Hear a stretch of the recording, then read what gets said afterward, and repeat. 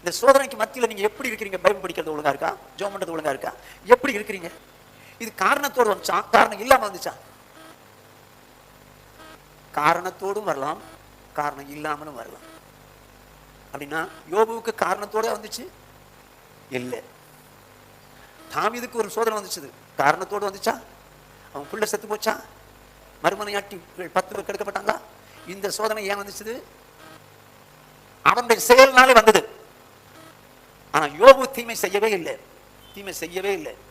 ஆனால் அவனுக்கு சோதனை வந்தது. அதாவது நிறைய பிரச்சனைகள் இருக்குங்க, இருக்கும், இல்லைன்னு சொல்ல மாட்டேன். இதுக்கு மத்தியில நம்ம எப்படி வாழ்ந்துறோம் தெரியுமா? எப்படி பிரதர் இருக்கீங்க? நல்லா இருக்கேன் பாஸ்டர். சிஸ்டர், ஆனா உள்ள இருக்கிற வேதனை வெளியே தெரியாது. சிஸ்டர் எப்படி இருக்கீங்க? நல்லா இருக்கு பாஸ்டர்.